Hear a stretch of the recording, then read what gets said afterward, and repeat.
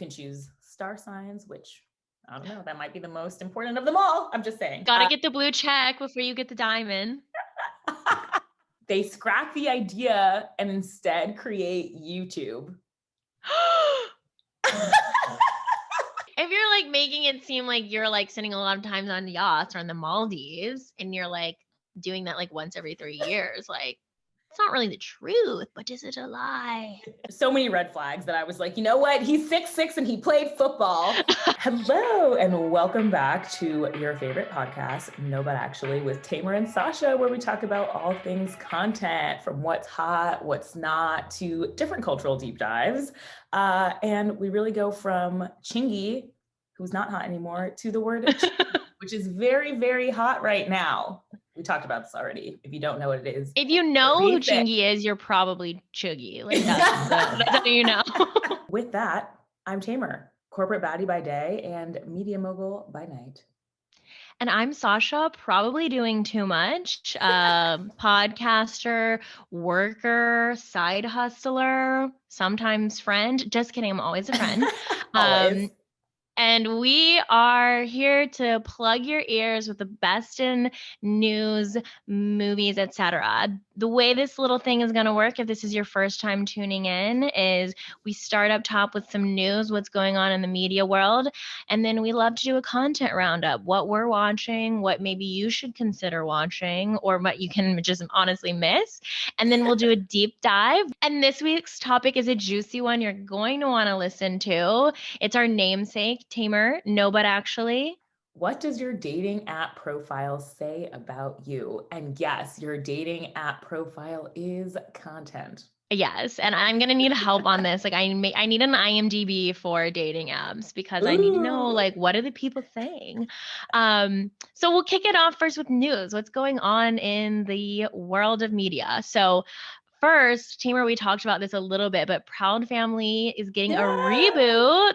They've announced the cast, which looks great. And the latest addition to that is EJ Johnson. In a little behind the scenes moment, I just had to look up EJ's pronouns because I wasn't 100% sure.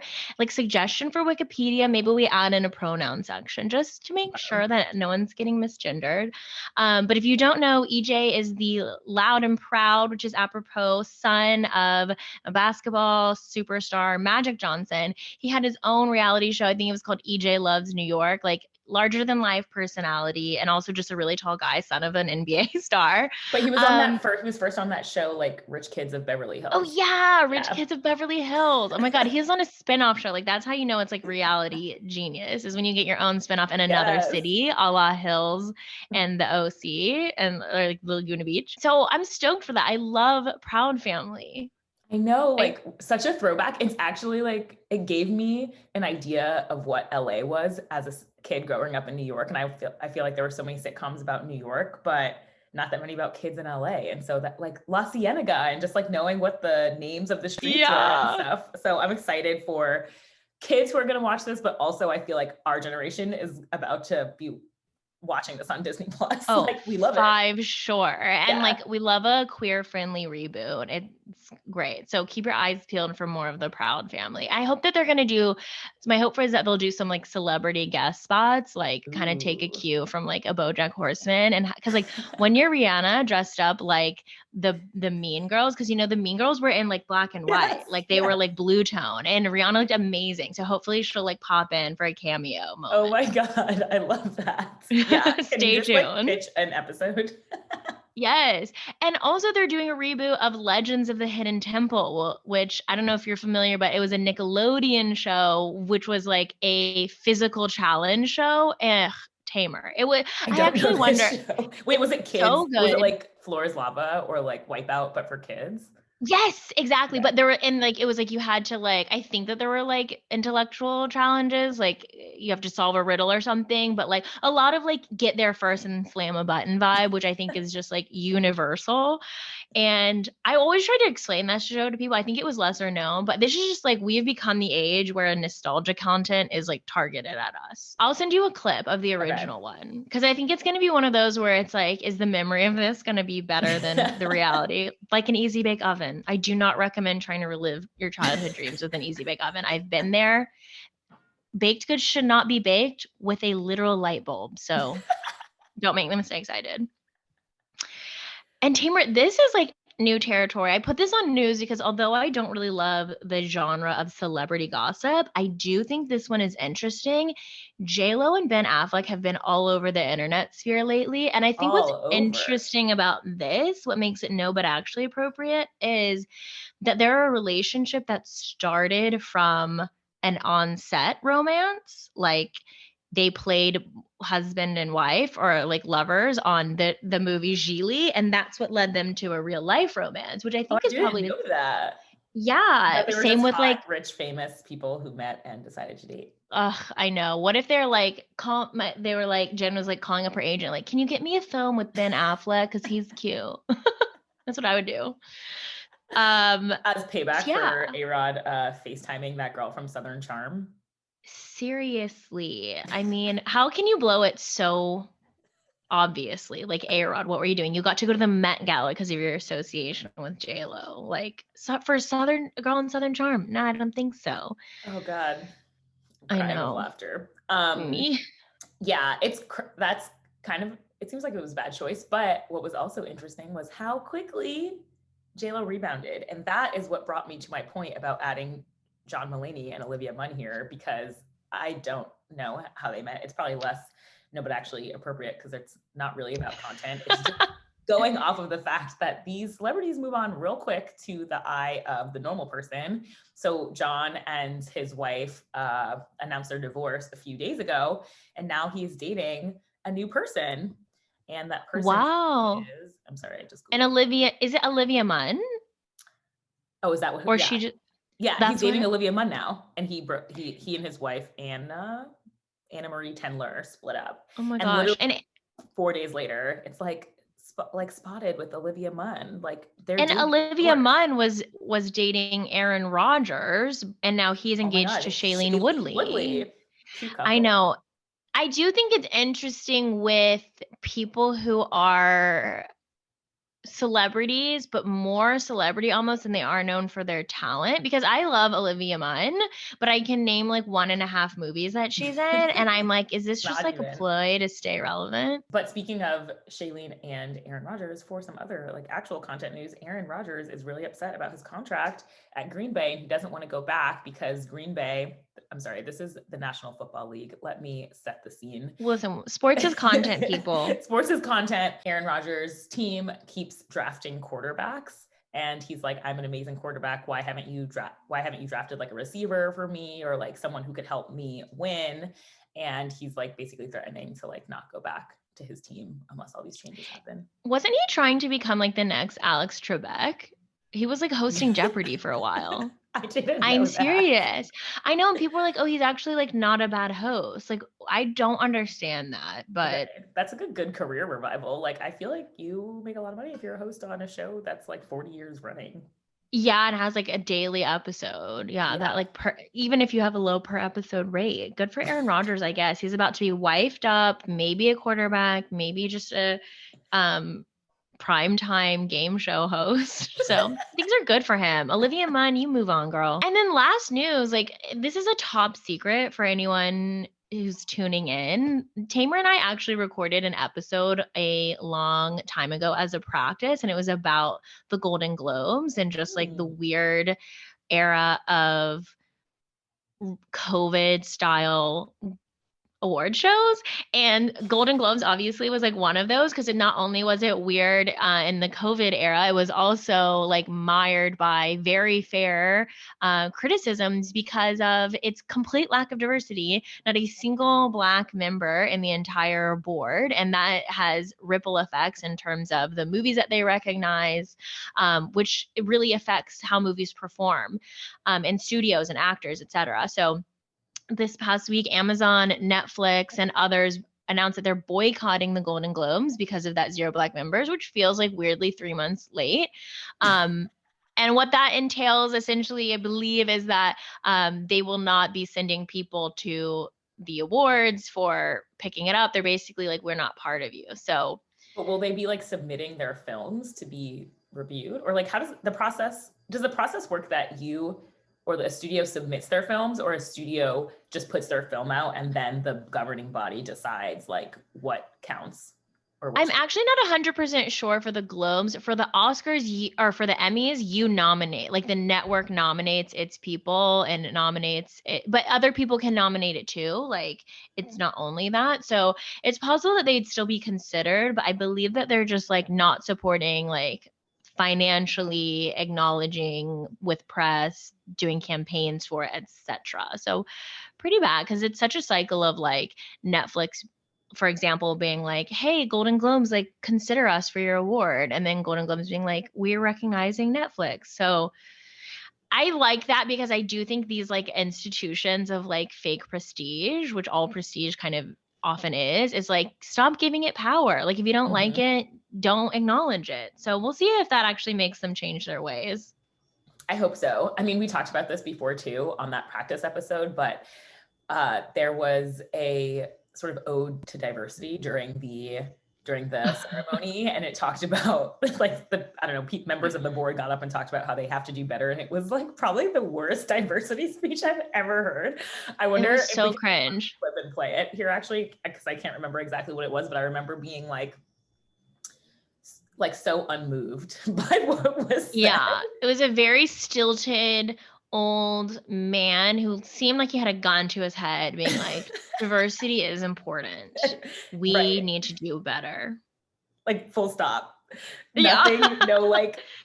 Oh no, I remember too. And they say, we'll play the clip, but he says like, I hope that we have more diversity, like no accountability, like no specific tactics to achieve that goal. Just I hope in the future.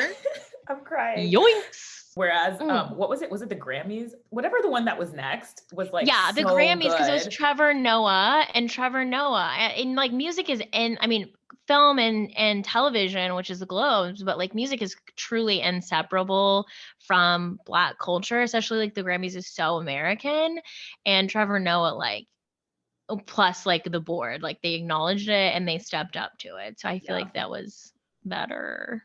Awkward. Try harder, Golden Globes. And now for the portion that we love, what are we all watching? Say what you stream. Tamer, what are you chomping on this week?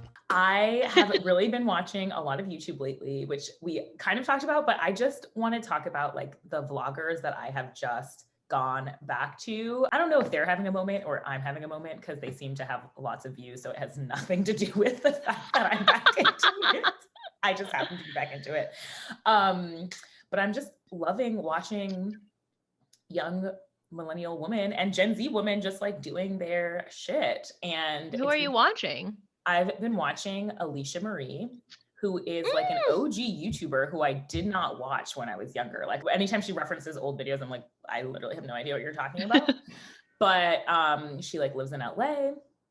I can relate to like a lot of the stuff that she does on a weekend, except for like not as fancy, because I do not have the coins that she has based off of her large. You don't have OG YouTube coin. That is serious. She has like 8 million subs on one of her channels, and then 3 million on her vlog channel. Like crazy. Imagine. And then her best friend, Remy Ashton. Yeah. Oh wait. I mean, I think her middle name is Ashton, but yeah. Yeah. I think her like one of her handles is Remy Ashton, but her name is Remy Cruz. Yeah. And then her assistant, TK. Do you know the assistant? Oh, no. Okay. But I love like, it's like such a vlogger sphere thing. Slash actually like maybe YouTube is kind of like the unscripted version of Entourage, because it's like, we love these side characters as much that. Yes, we love. I now am subscribed to all of TK stuff, and all of them have podcasts, and I have been regularly listening to them.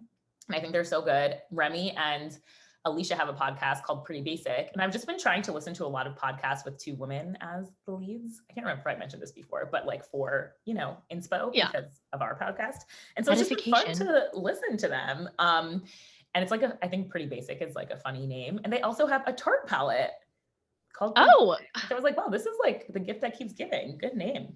I mean, that just shows you like the new creator economy knows no platform. Like you start on YouTube, you get on a podcast. Now you've got not just merch, but like a industry standard Yeah. palette, like Tarte is peak. Right. So that was cool to see. Love seeing progression in cool women. And then I also have been watching sort of like unscripted content, like something that could potentially be a documentary series, but instead is on YouTube. And I've been watching Road to the Pros, which is this like series that follows Alabama people who graduated or who are about to Oh, like like get ready for the University of NFL draft. Alabama, like But I Roll think that Tide. one Roll Tide, but also Auburn isn't in Alabama, right? I think one Oh, of the kids yeah. That's our friends who rival. has it, yeah, like went to Auburn. And it's just like following their stories. And there's this one guy named Najee Harris who is so hot. Oh my God. I Like, knew I'm like, that was gonna be it. Like if you pause when you're talking about an Alabama football player, it's gonna be he's handsome. he is handsome. Oh my God. He's from California. And I think he's maybe like 22. And he's a 6'2" running back, which like running backs are usually like 5'6" I've heard enough to 5'8". I didn't know that Yeah, like they're running backs are so usually short. shorter. Yeah, because they're like running and carrying the ball. And so your center of gravity is like lower and you can like push through people. Yeah. Oh, that's clever. There's less of you to like smash down. Yeah. And like your power is like more concentrated. And so he's like, it's like rare to see a 6'2" running back. Like normally you're like a cornerback at that size. And he is also just like such a sweetie. Like he grew up partly homeless, like living in shelters. He would like sleep on the floor. He would sleep on the floor of the gym where he would work out.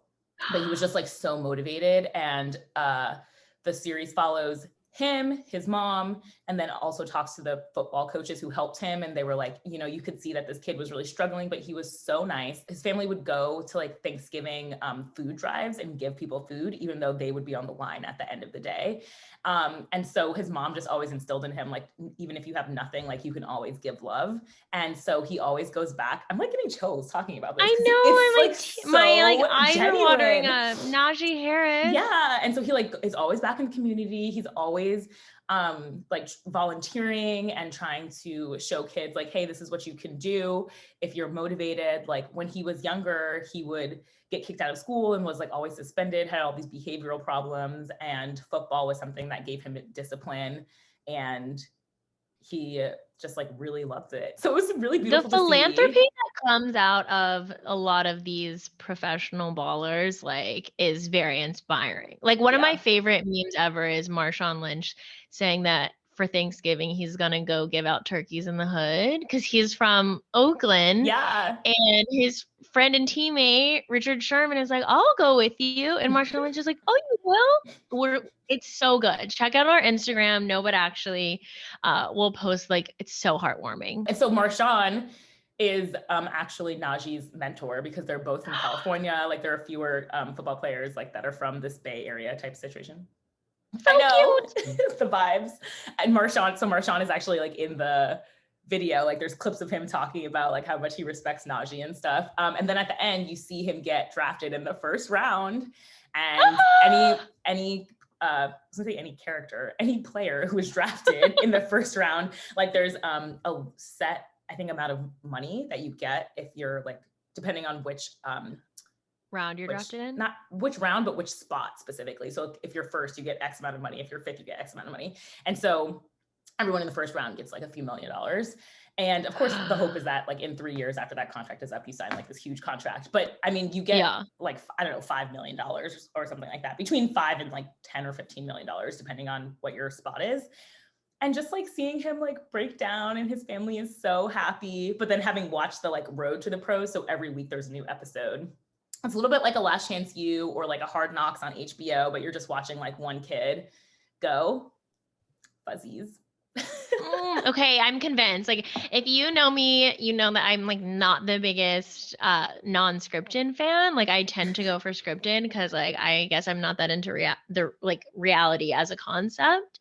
But I'm convinced. We really balance I'll each watch other it. out. I know, so seriously.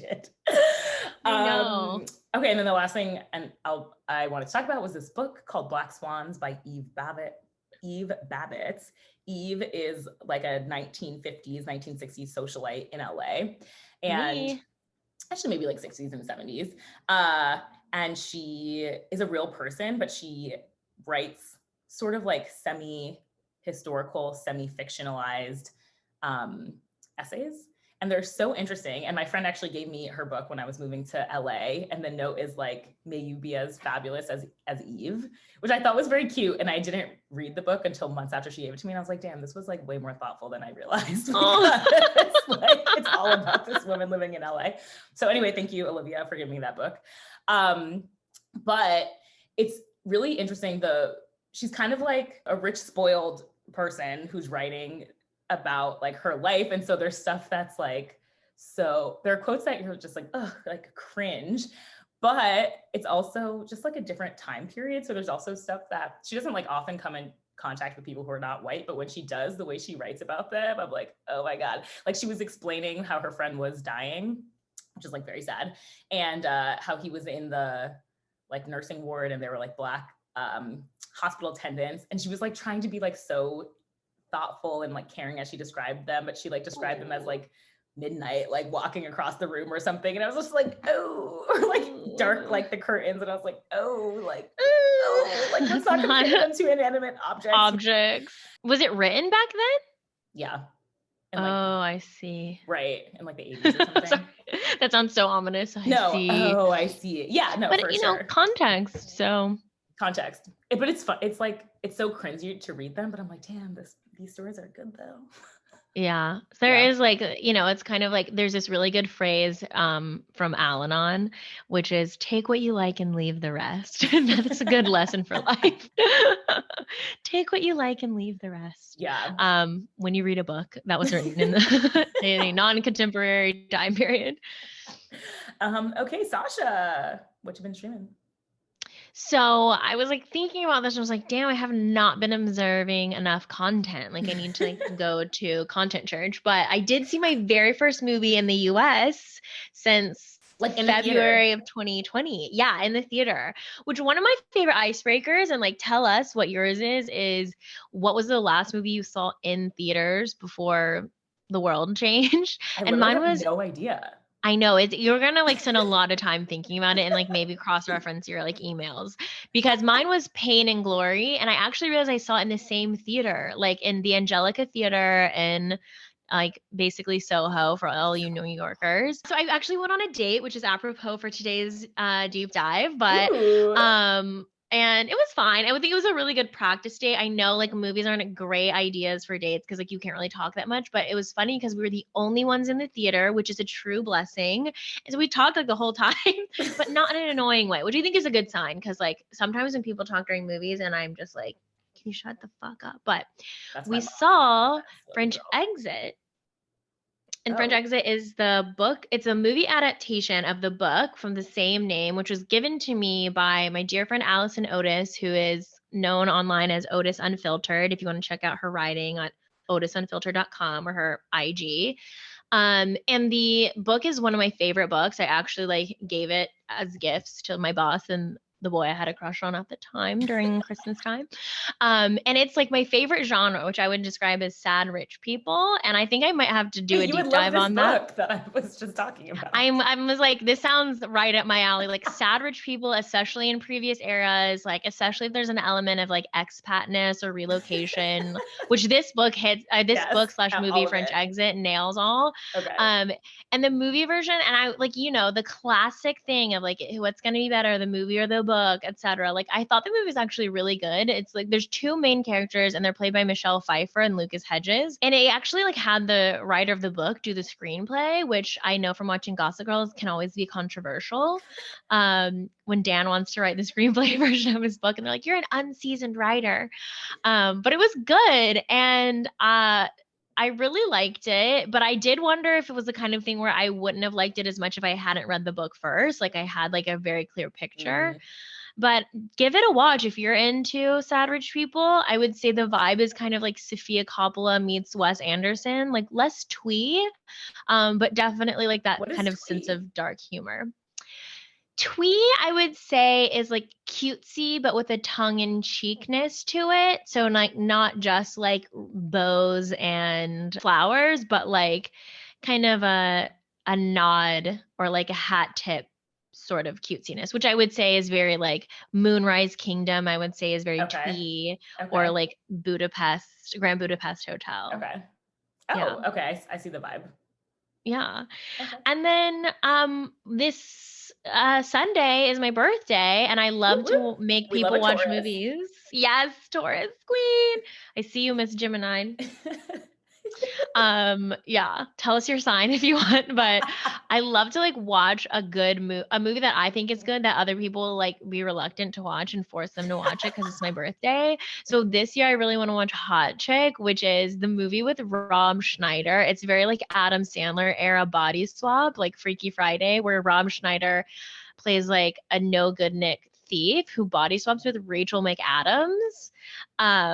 And Rachel McAdams is like a hot girl, and there's like guest starring like Anna Faris, and it's just, you know, hilarity ensues. So I can't wait to watch. I actually think no, Adam Sandler is in it. He's like a cameo. So Oh my very gosh. dumb movie. I can't wait to watch it. When you first said that movie, the movie that I thought it was Shallow Hal, but I just was reminded. Oh of my that song. gosh. It's like this. Yes, Like Shallow Hal. Isn't it? It's like they switch bodies and like he's a fat He woman. has the guy who I think his name is like Tony Robbins, who's like in real life a motivational speaker, Yeah. but in the movie like puts a literal spell on him, makes it so that he only sees people for who they are, quote unquote, inside and not how they look, which like I think at the time was supposed to be like don't be shallow, but now is very much seen as like this is like so fat phobic because like Gwyneth Paltrow is like literally in a fat suit and like everyone thinks she's repulsive, but he sees her as like the Gwyneth Paltrow we like know and love, who happens to be very thin.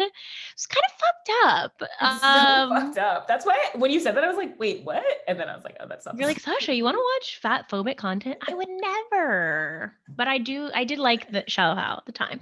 But no, I'm watching it was Hot like Chick. progressive at the time. Yeah. What are we watching today that in 5 years we're gonna be like, oh God, or even I know what is like kind of championed that we're gonna look back on and be like, oh, that was so not it. I know. I think that's how we're gonna feel about these like memes on Instagram that are like, let me teach you about white fragility in 3 slides. Yeah. We're gonna be like, what was going on?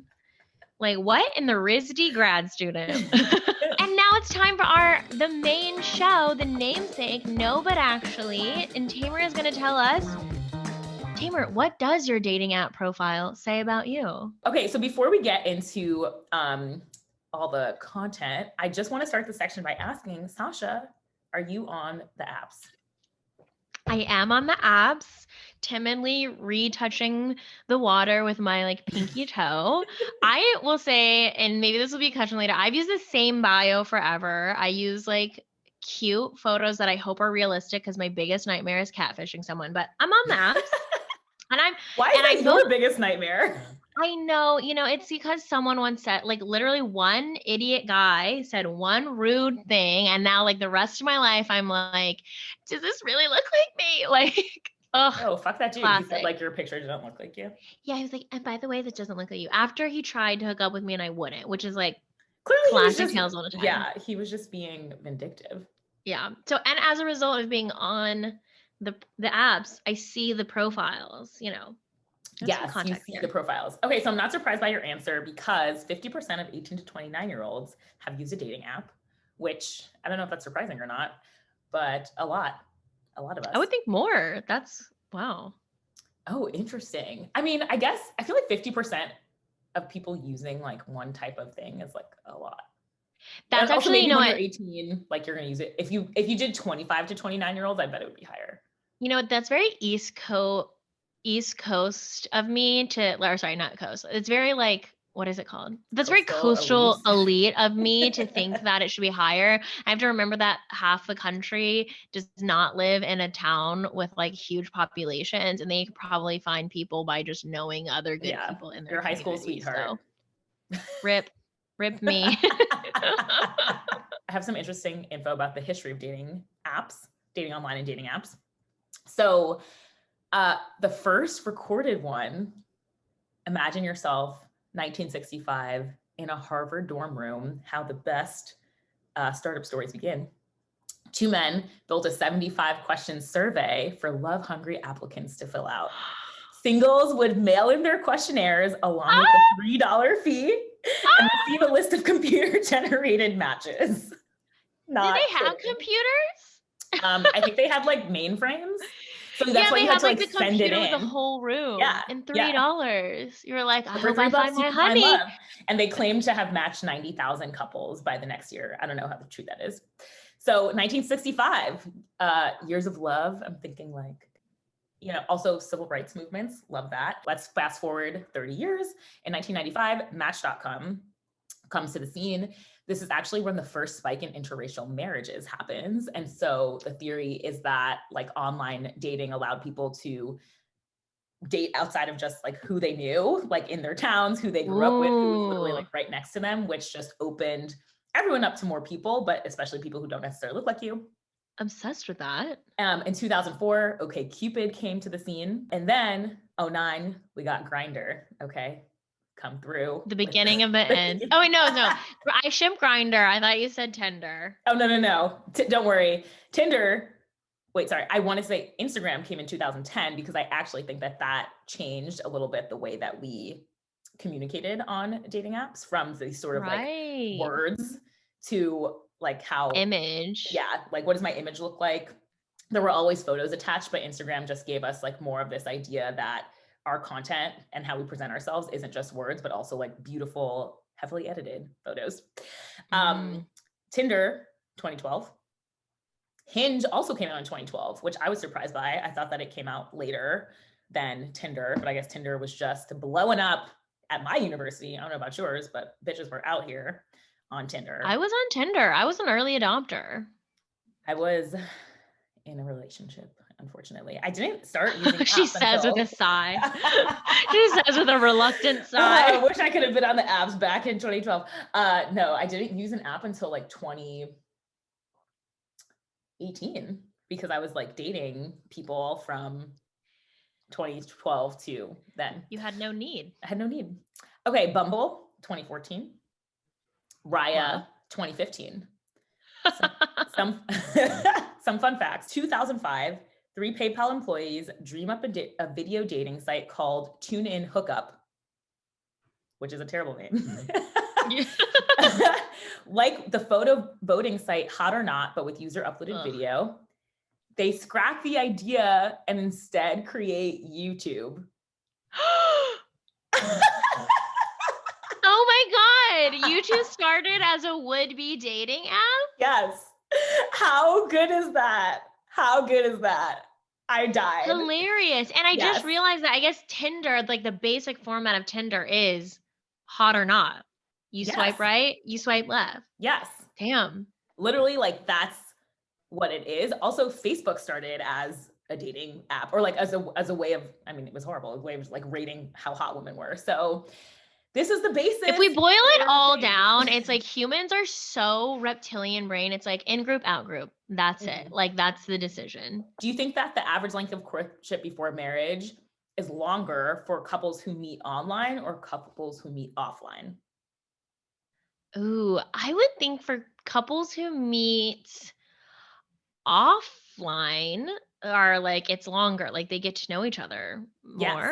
How much? Oh, okay, I was right. Yeah, you're right. 3 months. 3 months more? Okay, 18 months is the average length for online apps.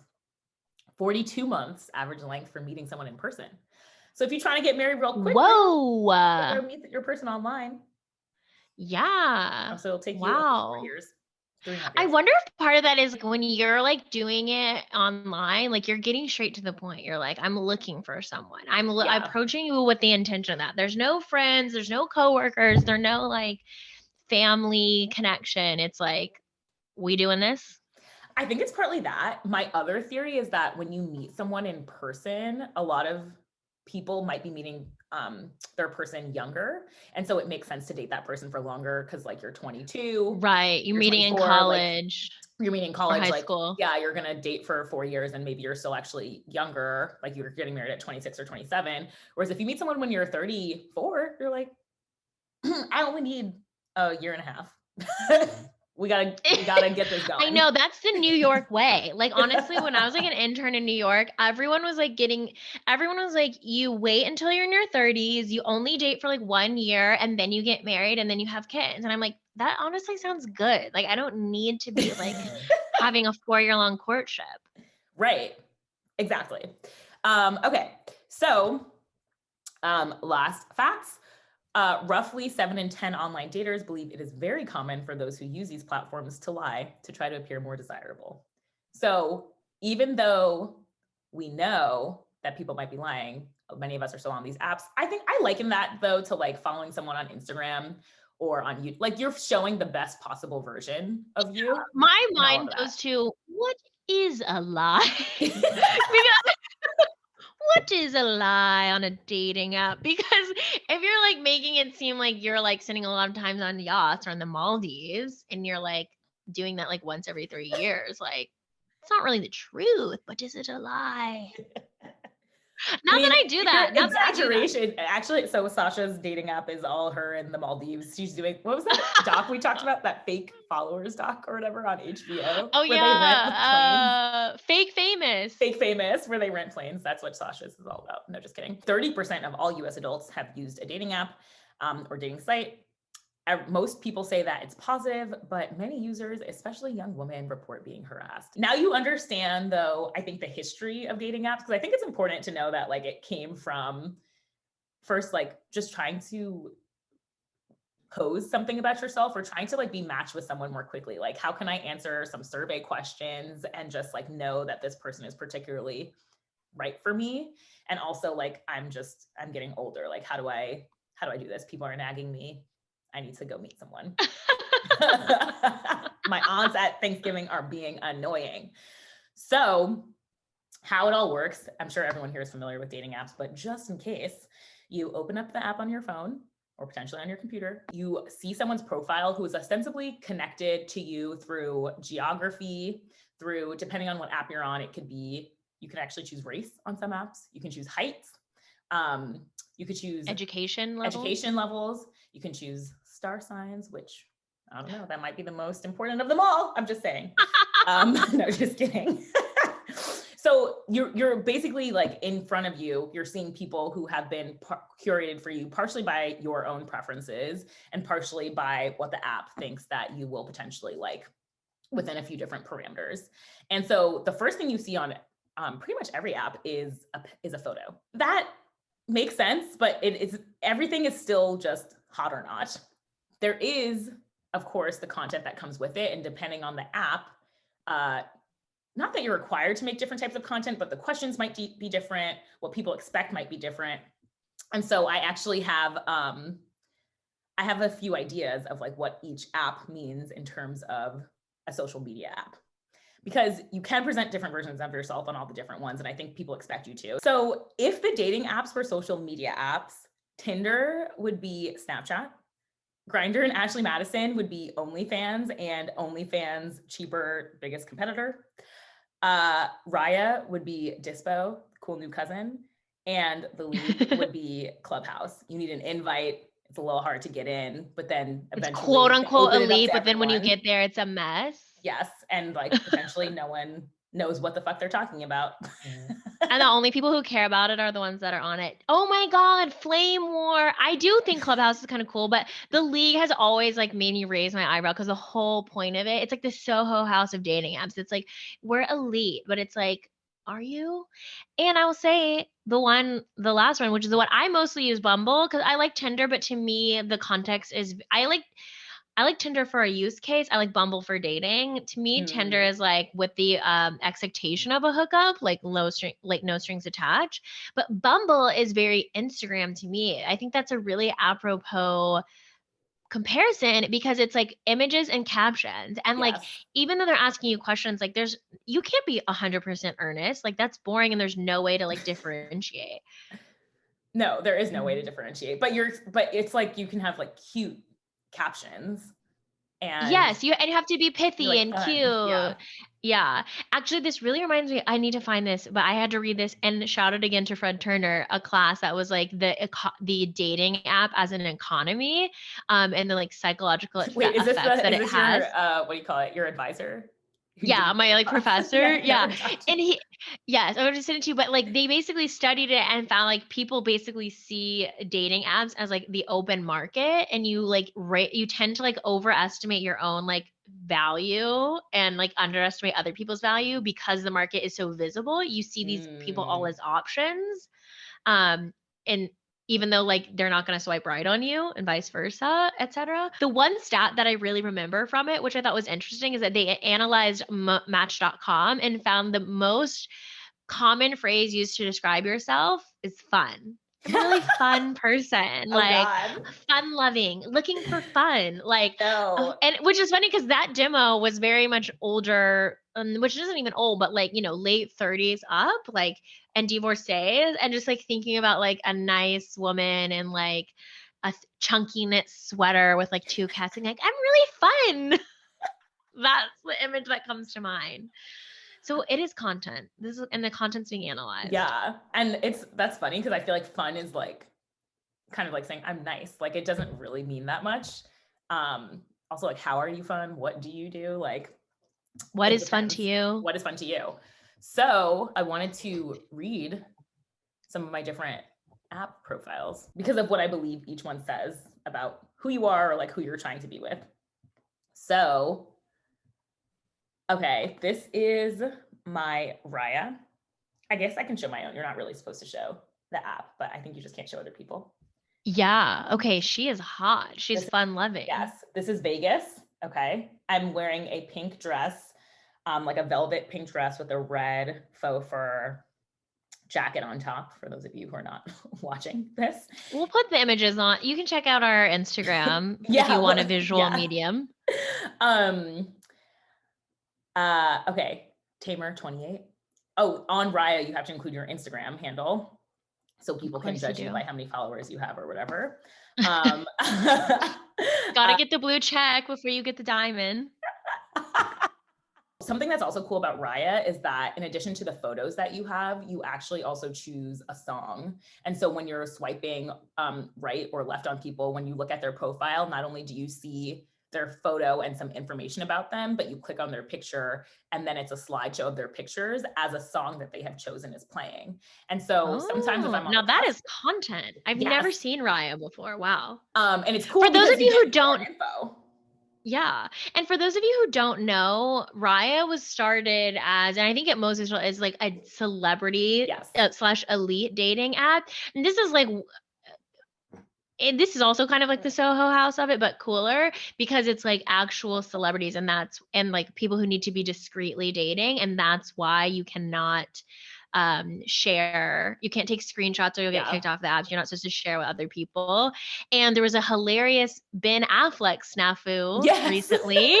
And we will definitely be posting that meme because Ben Affleck, a woman like deleted him or unmatched him because she thought it was a fake account. And then he sent her a video, and I'm sure this is one of the biggest regrets of his life, saying, "Why did you unmatch me? It's me."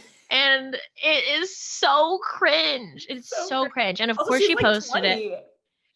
20. There She's like so every young. single thing about it was like uncomfortable. It was like the yes, that needs it to be unpacked, certainly, but not by me. This profile, I'm here for a good time and maybe a long time if you're fun. ... Love all Ooh, things Brooklyn, flirty. Paris, je parle français. Content, sun, and comfort food. My flirty cute Raya content. Okay. Love it. Swipe right for sure. I feel like you have to be like distant and interesting Cool. looking.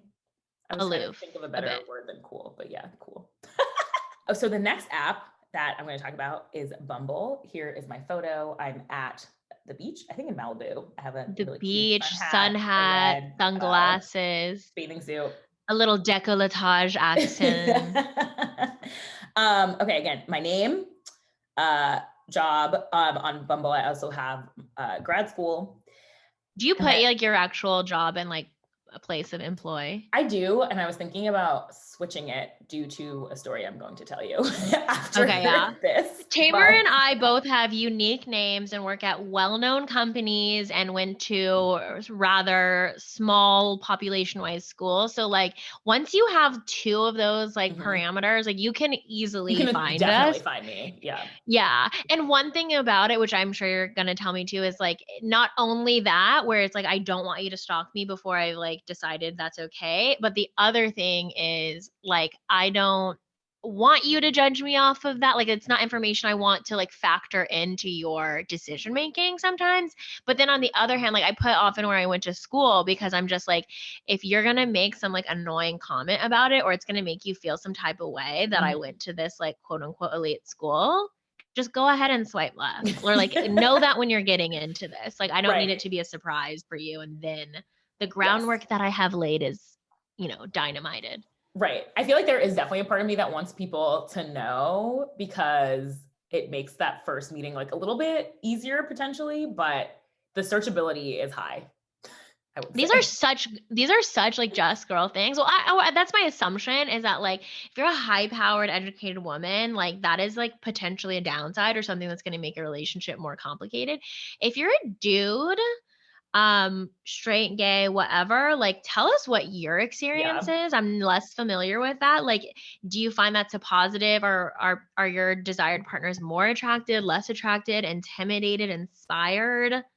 Is their gold digger eyes, like their eyes like turned to dollar signs? Because my experience has been hard, like, and then hard or annoying. People love to make a comment about it. So we'll get that out of the way. Okay, that's fair. I mean, definitely, a mix of both, hard/annoying. Okay, so my Bumble profile is very different than my Raya profile, which like going through and prepping for this, I realized like how different my profiles were. Like I hadn't even thought about it before. I miss Brooklyn brownstones the most, followed closely by bagels. Replacing my carge urge with Cali farmers markets and hiking, which are beautiful but not quite the same. Maybe down to do either of those activities with you though. Winky face. How much more Instagrammable is that? I'm like, I hike, I eat. Come do those things. Highly Instagrammable content. Whereas if you in your Raya profile are like ready for like a night at the Cosmopolitan, like very VIP section, this is your like, let's hang out on Sunday morning. Right. I'm a cool Sunday morning. Wow. I'm very convinced now that dating apps really are content. And this is part of why I kind of stick to Bumble, because I'm like, I want to be like the one platform queen. Like I don't have time to be adapting my content strategy to these various platforms. And I have a lazy approach and I basically like copy paste over, except for with Tinder, I'll have a bathing suit pic because like we all know it. Yes. Okay. So for my league profile, I have a picture of me at graduation where, looking cute, have a little cap situation going on. And I just want people in the league to know like she's educated. She's got a master's degree. And then this is the one that I feel like I definitely have, it has the most information because my LinkedIn is attached to it. And so it has like everywhere that I went to school. Oh my gosh. Like it has like your internships. That would be amazing. Like in 2009, I interned at blah, blah, blah. Thankfully it only goes back like, I don't know, it's like 3 or 4 jobs, but it's like very detailed, which I think is the point of the league because you're supposed to see like, what are these people doing? And I talk about like where I've lived, like Brooklyn, Paris, SFLA. I love media tech, Peloton beaches, soul food, and random adventures. So probably the most basic profile in terms of words, but I feel like the other things maybe make up for it. Oh my God, wait, I'm looking through my pictures. Look at this one. Look, she's fun. She's fun. She's an international traveler. She's in Africa. And we see that also the booty is included. The booty is included. On a waterfall. Yeah, bikini in a waterfall. Yeah. If you don't have a bikini in a waterfall pic, get out. But very appropriate for the league. Okay, so as you can see, yes, different social media strategies for all. Now, the story I want to tell is about the content of someone else. Okay, so POV, you're scrolling the apps. You come across a profile that seems to have much of what you are interested in. A tall man who played football in college. Mm. A football player is like my type. That's your number one. my number one. I love a lot of different people, but just football players. Okay. His name is Ethan. It says he is a brain surgeon / male model, which obviously isn't true, but maybe. Okay. Yeah. So you're like, I wonder what that could be. It says he went to Harvard, but he graduated in 2020. So there's like, some question marks about me deciding. Yeah, like also like he's already a brain surgeon. Yeah, it doesn't make sense. I was like, clearly something. These timelines are not working out. But I was like, maybe he was Harvard Med School in 2020. Peut-être. We speak French, if you didn't know. We both studied abroad in Paris. Okay, about me deciding between astronaut or getting tatted surfing and living in my van. Any thoughts on that? And I was like, that sounds bummy, but also adventurous. I'm a girl who likes random adventures on the Bumble. Okay, basic info, 6'6". I mean, that's something to turn your girl on. I love a good man with height. Also without, I'm just saying things that excite me. He's active. He's a Gemini, which might be too much, but could be interesting. He smokes weed socially. He's looking for a relationship. He practices Buddhism, apparently, and is apolitical, which is confusing. But you know what? I was like, I could meet up with this dude. He's cute. Sure. So we get to the date. He lives in North Hollywood. And so we end up meeting in Studio City, which is like sort of in between for us where we live in. Oh my gosh, I was like expecting the story to end at like, no. Like, okay, wow, interesting. Tell me everything. We end up talking, we end up texting. So many red flags that I was like, you know what? He's 6'6" and he played football. And I just we've all been there. Listen, we've all been there. So we meet up and he is the person, he is 6'6". He did play football. He looks like his picture. So I'm like, okay, like maybe this is normal. I'm so intrigued. He starts talking about how he works in restaurants. And I'm like, okay, like this is I thought you were you're not a male model or a brain surgeon, which I didn't think you were a brain surgeon, but okay. He starts talking about, somehow we get on politics and he starts talking about how he doesn't believe in the social safety net. And I was like, oh, brother, like here I am. I'm just going to talk to you about how I believe in it and how it's amazing. So we're kind of having this like debate-ish, but he's still like, it's still a little bit funny. Like he's a mess, but I'm like, okay, this probably isn't going to go anywhere. He starts telling me how he doesn't really love traveling. And he likes to like stay at home and is a homebody. And I was like, okay, this is like not gonna work. But like I get that. Like I get homebodying, but I don't get like putting in your profile that maybe you want to like live in your van and like travel and like go surfing, because those are at odds with each other. It's very confusing. And it gets more confusing. He said that he had like worked in restaurants near where we had gone. So it's actually like a funny date besides the social safety net situation. And so we're like walking around and we pass by this restaurant where I guess he used to work. And so all of these guys start shouting. They're like, Evan, like, what's up? And so I was like, oh my God, like, that's so interesting. Because on your profile, it says your name is Ethan. Like, is your name Evan? Okay, I was literally like, Tamer, did you like change the name for privacy, but like forget?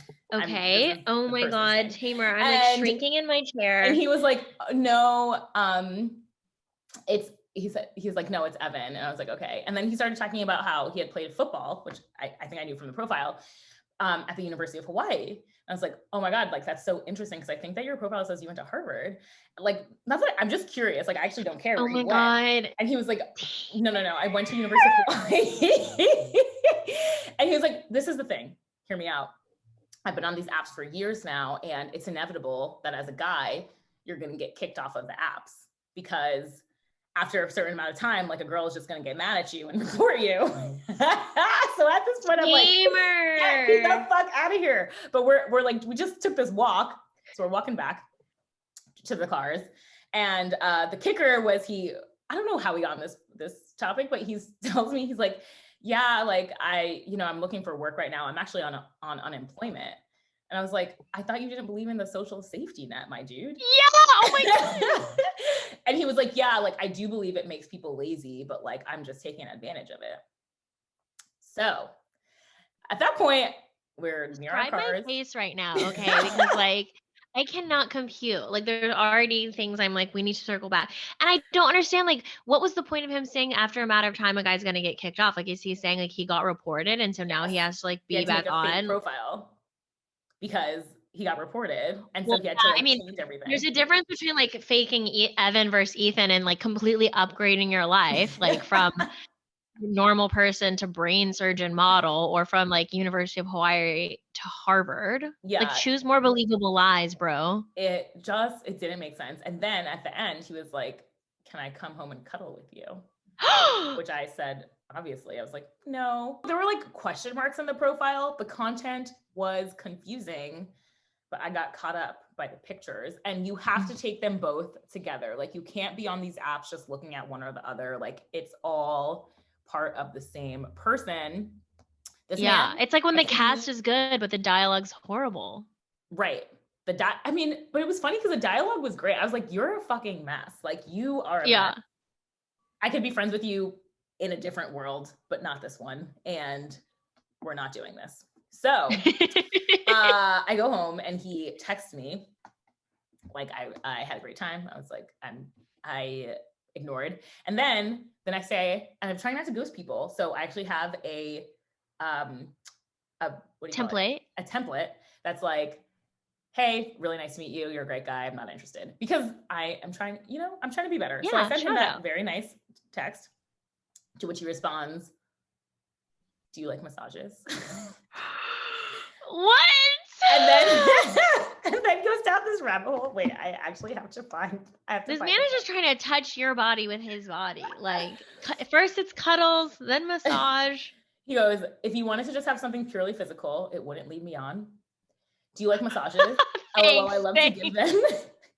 I don't respond, but he goes, just to be clear, you're not compatible with lots of working out together and hiking and yoga and smoothies and salads and traveling and having fun and lots of massages and cuddling and affection. Just checking, LOL, smiley face.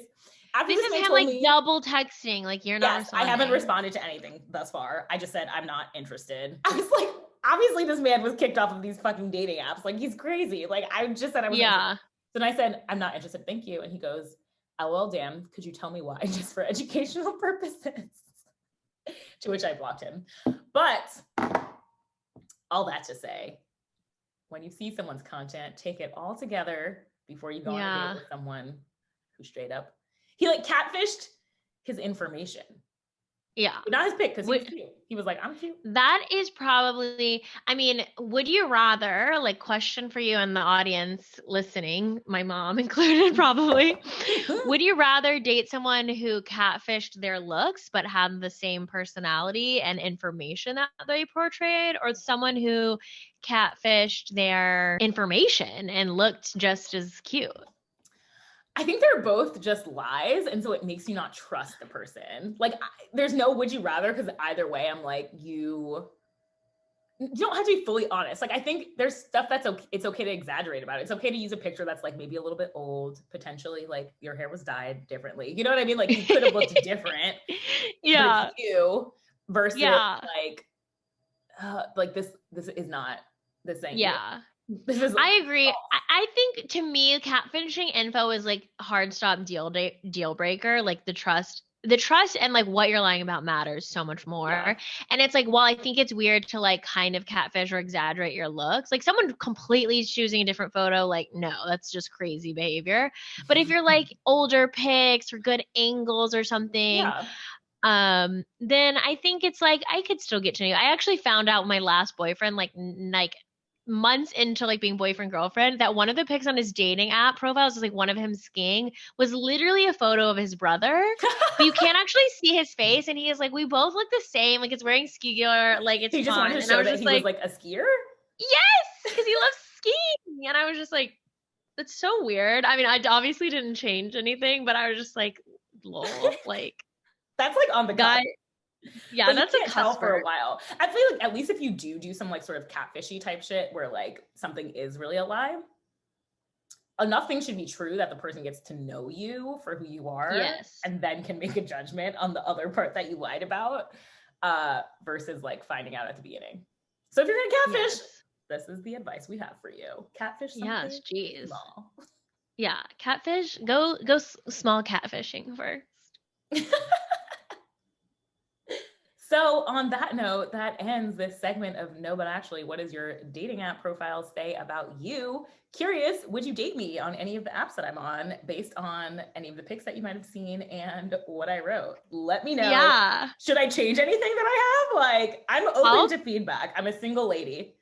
Yes, we're always iterating. I'm gonna post mine too on the gram and solicit some feedback. I have some alternate things I'm workshopping. You know, we can get some group feedback here. So love to hear what you think. Okay, let us know. And with that, we're going to talk a little bit about extra butter for this week.